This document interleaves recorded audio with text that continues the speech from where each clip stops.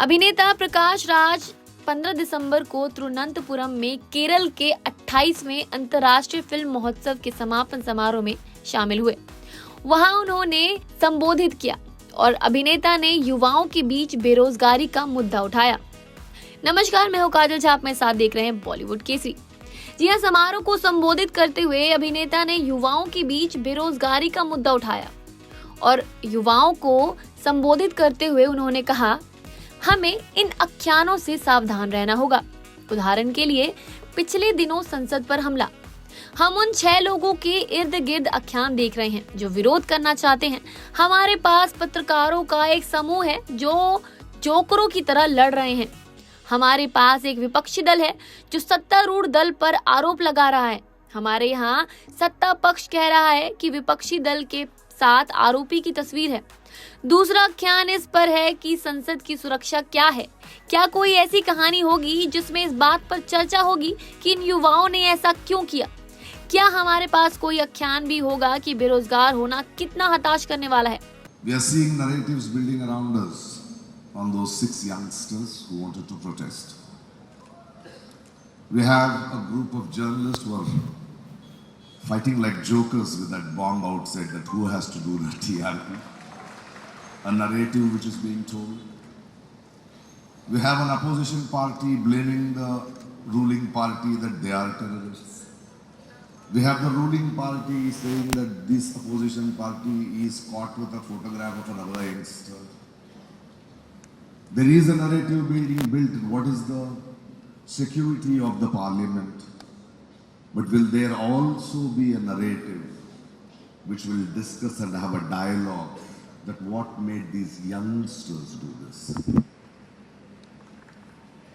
Will we also have a narrative that how desperate it is to be unemployed? जी हाँ, बॉलीवुड अभिनेता प्रकाश राज पिछले 40 वर्षों से भारतीय सिनेमा में सक्रिय हैं। उन्होंने हाल ही में कहा है कि कोई विशेष कोड नहीं है जिससे अभिनेता अपने करियर में सफल हो सके।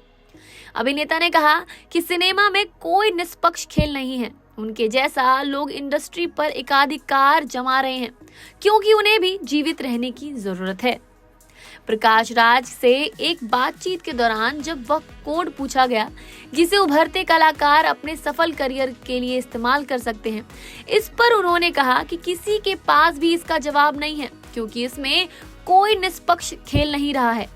एक तो यह कि आप सोचते हैं कि आप सिनेमा में आने के योग्य हैं या शायद नहीं हैं, लेकिन यह हमें कौन बताएगा? या फिर कोई आपको इसके योग्य समझता है और तराशता है, आपको उसके अनुरूप ढलना पड़ता है।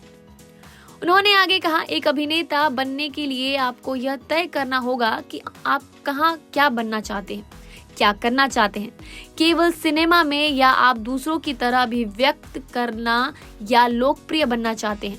आपका एजेंडा क्या है? प्रकाश राज ने ऐसा कहा। मेरे जैसे लोग 1 करोड़ उदाहरण में से एक हैं जहां मुझे सही सलाहकार मिले, मुझे के बालाचंद्र मिले। उनके बाद इसका श्रेय मुझे जाना चाहिए क्योंकि मैंने उस अवसर का उपयोग किया। हर खिड़की, स्थान या मंच पर जो उन्होंने दिया, मैं हमेशा कहता था कि क्या मुझे 10 और फिल्में मिलेंगी।